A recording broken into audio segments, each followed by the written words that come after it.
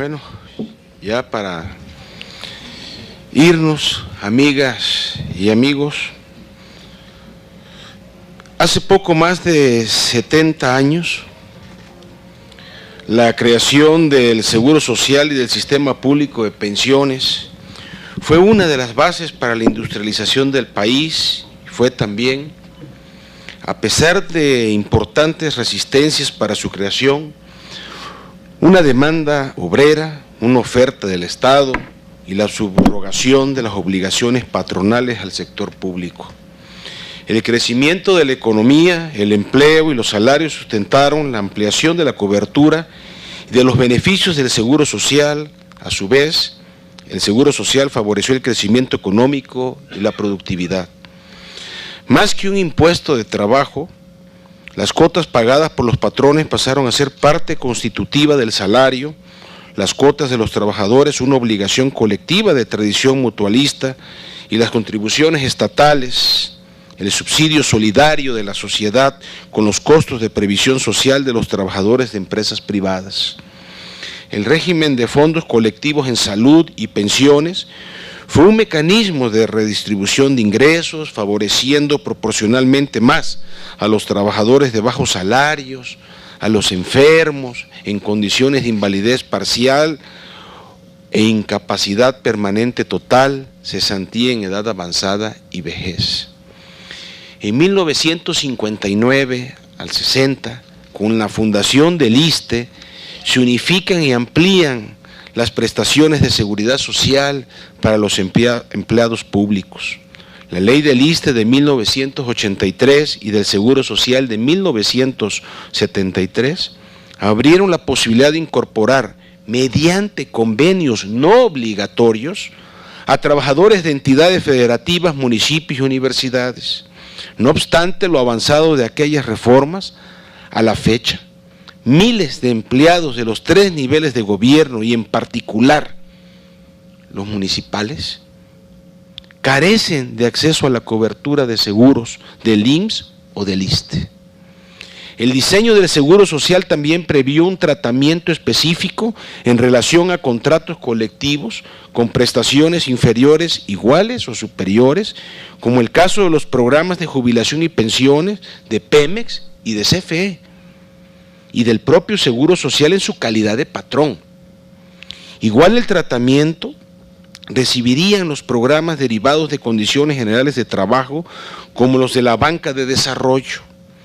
En el camino, el obligado tratamiento actuarial de estos programas devino en marcadas diferencias entre las distintas generaciones de trabajadores en términos de beneficio y obligaciones.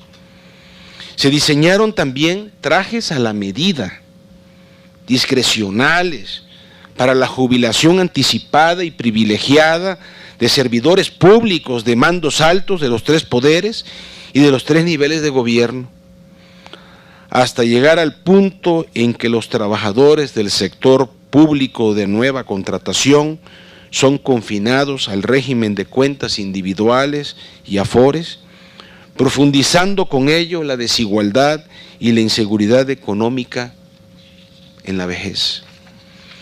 La crisis económica de los años 80, el recambio hacia un patrón de acumulación secundario exportador, la acelerada apertura externa y el ajuste estructural y presupuestal configuraron una economía exportadora de importaciones, maquiladora, con un polo agroexportador, bajas tasas de crecimiento y de empleo y remuneración al empleo formal cada vez más empobrecidas.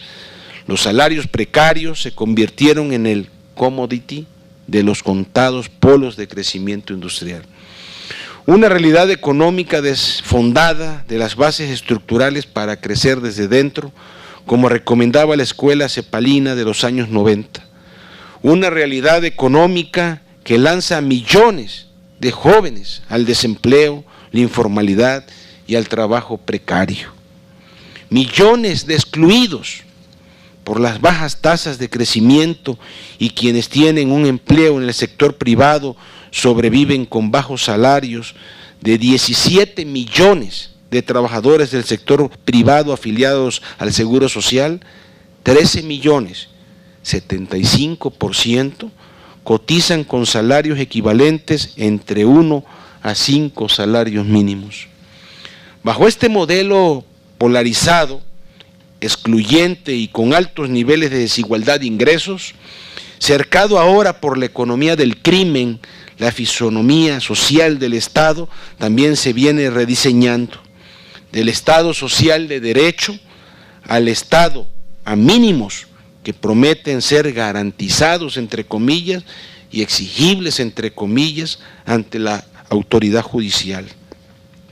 Poco o casi nada de esta realidad estructural, amigos y amigas, de esta realidad estructural económica, social y política, fue considerada en los diagnósticos de 1995, 97 y 2007 para tener un modelo de reformas de pensiones.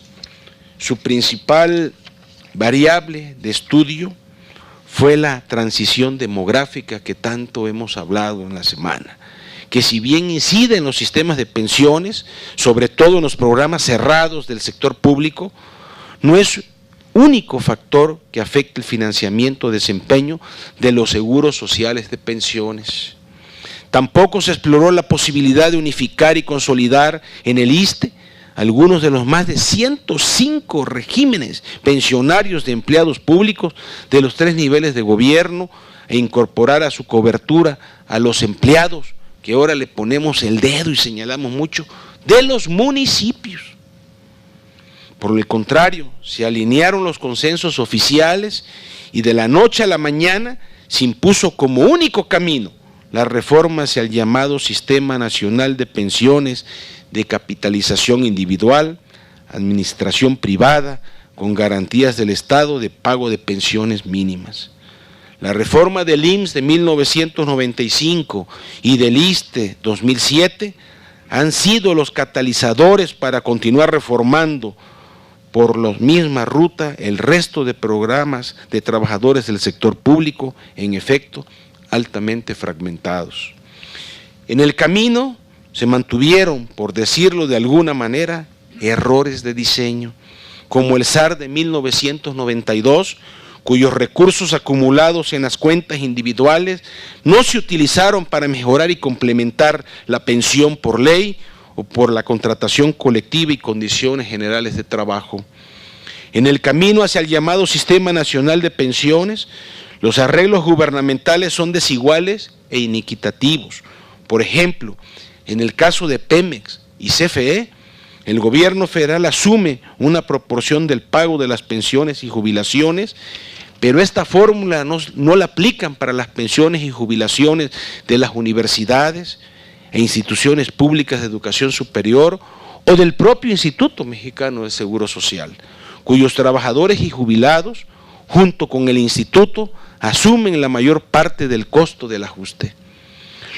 Los más recientes estudios de la CONSAR y de la OCDE sobre la problemática del sistema de capitalización individual del IMSS y su régimen de transición, ahora se apoyan para reformar disminuyendo aún más los beneficios, no solo en la transición demográfica, sino también en la dinámica del mercado de trabajo, inestabilidad laboral, informalidad, desempleo, las bajas tasas de cotización y el impacto de las transferencias públicas de los ingresos por pensiones, variables que no estuvieron presentes para diseñar la reforma de 1995.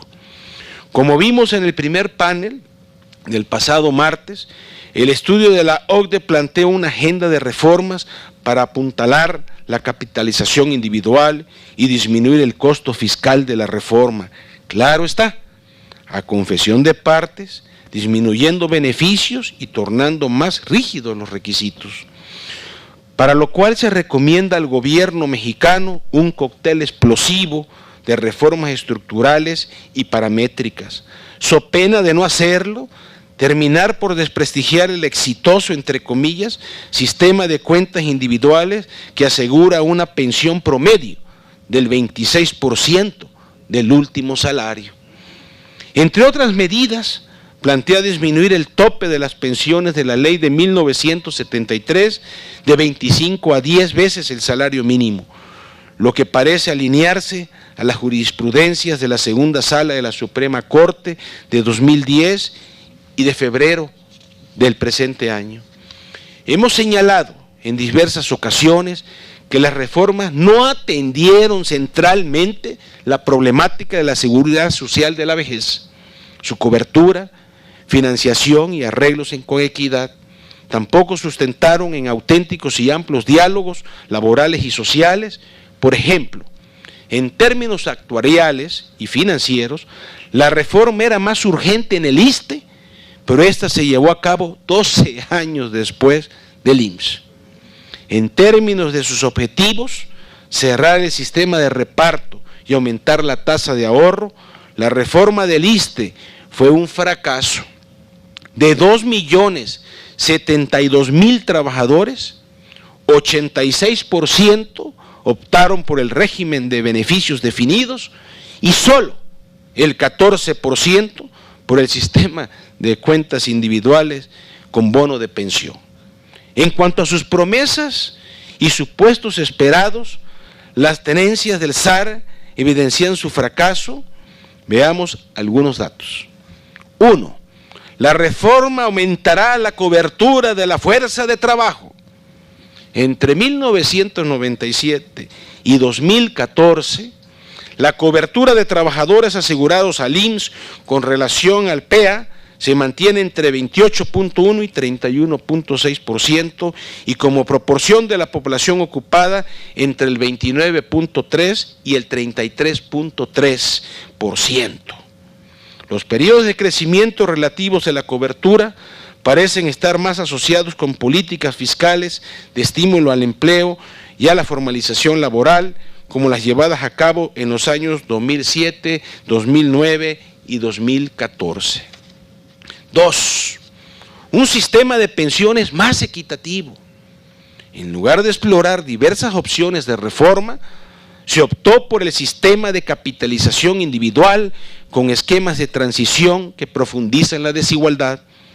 El SAR no mejora la situación de los trabajadores de menores ingresos y mujeres, quienes para acceder a la pensión mínima garantizada deben acreditar 25 años de cotización, 15 más que en el régimen anterior.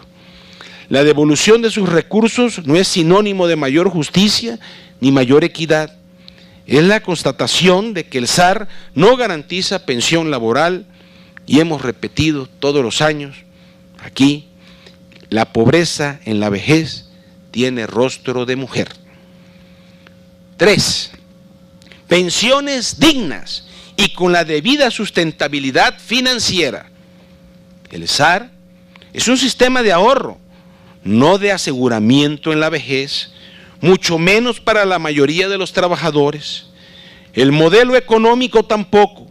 Por eso pensamos que la formulación del Banco Interamericano de Desarrollo de mejores trabajos, mejores pensiones, debe reformularse en esta dirección: mejores y más trabajos, mejores salarios, mejores pensiones. 4. Un sistema equitativo y transparente. El sistema privado de Afores tiene muy poco o nada de equitativo y transparente, con altas comisiones, incluido pensionista que cobra la comisión más baja, como se ha dicho aquí, pero muy alta en relación a sus gastos de operación. Si bien ha bajado los traspasos a Afores con menores rendimientos, persisten las malas prácticas. Ahora mismo la COFESE realiza una investigación a 4 administradoras por realizar posibles acuerdos ilegales como manipular comisiones, repartirse el mercado o intercambiar información que afecta a la competencia. Operar Afores injustificadamente ineficientes a las que debería cancelarse la autorización, pues cobrando altas comisiones ofrecen bajos rendimientos. 5. Respeto a los derechos adquiridos a través de un esquema de transición. Esto parece haber cambiado 18 años después, considerando la jurisprudencia de la Corte y la agenda de la OCDE. Vendieron una reforma con un conjunto de expectativas que no tienen posibilidad de cumplir sin que tenga pensión la mayoría de los trabajadores. Amigas y amigos todos, las tendencias del sistema privado de pensiones anuncian desde ahora, y que se oiga fuerte y lejos, un desastre social y fiscal. El sistema funciona bien para unos cuantos, pero no es una solución para la mayoría.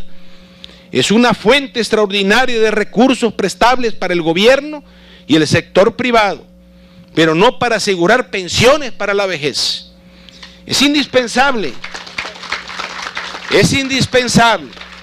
sacar el saldo de una reforma que, al no cumplirse las expectativas de crecimiento y combate efectivo a la desigualdad, no va a generar pensiones, mucho menos pensiones dignas.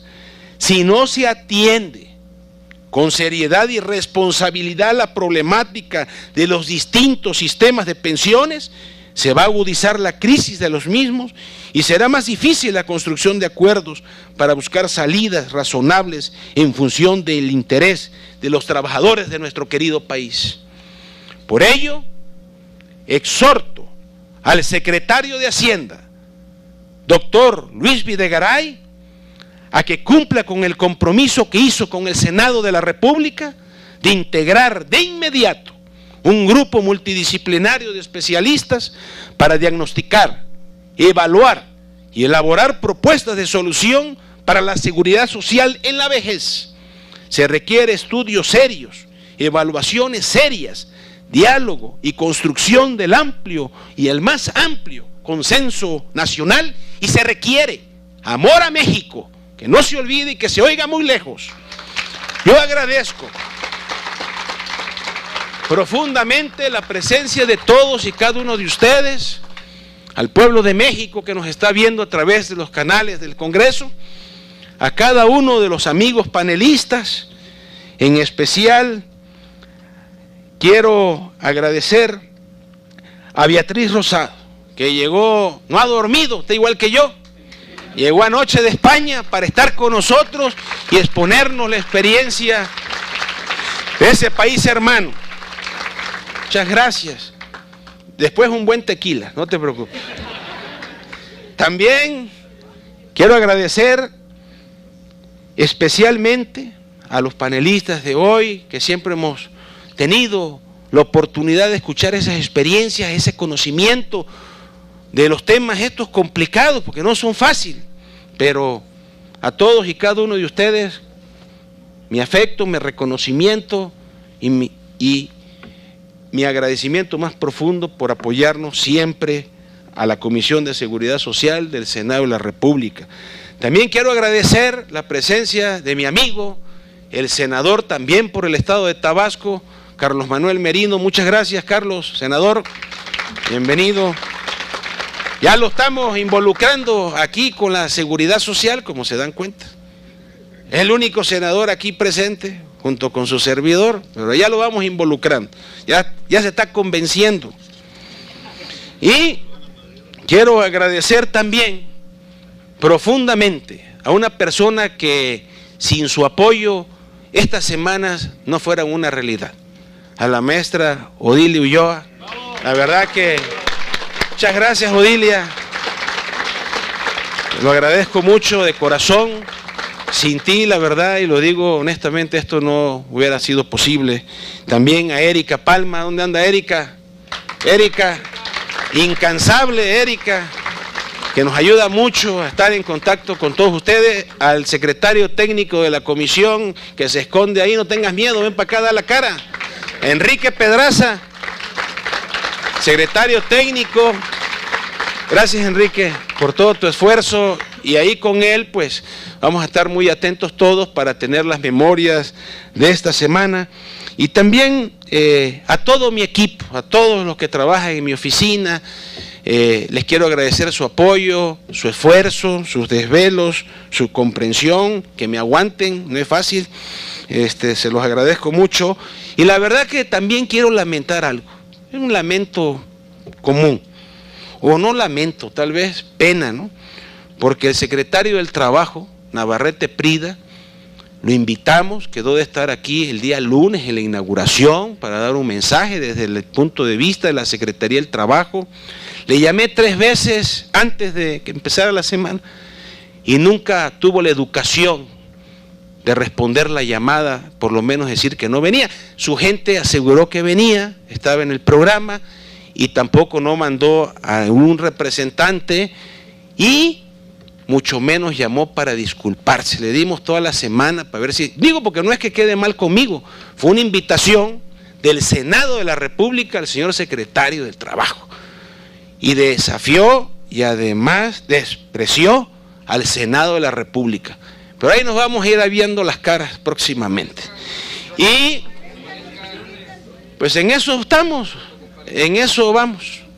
Créeme que ahora que empiece el periodo ordinario, vamos a petición de ustedes, el pueblo manda, vamos a poner el punto de acuerdo para que venga a comparecer y nos explique qué desastre trae con el desempleo en este país.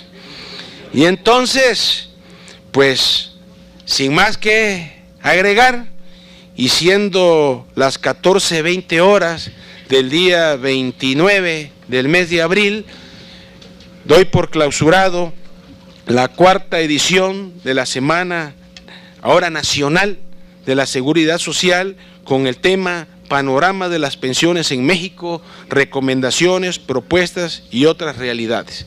Por su presencia, muchísimas gracias y nos vemos el próximo año, pero además digo en la semana, porque ahora aunque yo no esté, se tiene que hacer porque ya es un decreto. Pero vamos a estar insistiendo para poder evaluar y que se forme este grupo de expertos. Ya se lo pedimos hoy públicamente a Luis Videgaray, ya lo hemos platicado en corto y han dicho que sí, ya debería estar funcionando desde el año pasado, pero seguimos queriendo imitar a otros países y otras cosas, imitamos lo malo, no lo bueno, pero bueno, entonces yo les agradezco mucho, les mando un abrazo afectuoso y muchísimas gracias por acompañarnos a todos y cada uno de ustedes. Mi paisano Humberto, muchas gracias por acompañarnos. Maestro Briceño, muchísimas gracias. Y les vamos a hacer entrega de un reconocimiento, ¿sí?, al maestro Samuel Arellano. Maestro, muchísimas gracias. Un placer. Su libro. José Antonio Ojeda, maestro, por favor. Agradezco mucho. A mi amigo Hans Matthew, por favor, siempre participando con el Senado, muchas gracias. Al doctor Helmuth, por favor, te lo agradezco mucho. A la doctora, con su excelente charla, Beatriz Rosado Cebrián, muchísimas gracias, Beatriz. Te debo el tequila, próximo. ¿Ah? José María de la Torre, por favor, Chema. Muchísimas gracias, hermano. Lo agradezco mucho, corazón. A don Alberto Briceño, por favor. Hija. Pásensela ahí. Maestro, con mucho cariño, un placer. ¿Sí? Y a mi paisano y amigo, fue el senador, en serio, más joven que ha tenido el Senado de la República en su historia, a don Humberto Hernández Adán. Muchísimas gracias. Muchas gracias. Bueno, nos vemos pronto. Muchas gracias, que tengan bonito fin de semana y muy buenas tardes.